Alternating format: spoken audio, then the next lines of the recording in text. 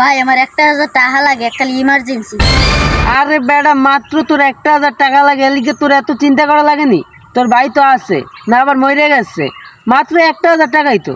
তোর টাকা লাগবে আমার কাছে চাবি তুই?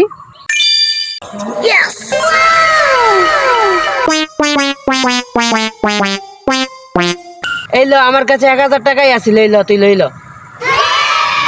ভাই আমার এই ঋণ আমি জীবনে শোধ করতে পারবো না।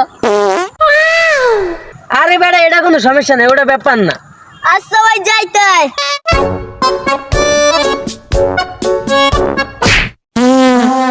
ওকি ভাই কি হয়েছে, আপনি আমার মারলেন কা? কি রে বেটা, তুই যে 8-10 দিন আগে আমার কাছে যাই 1000 টাকা আনলি, টাকাটা কি আর দিবি টিবি না?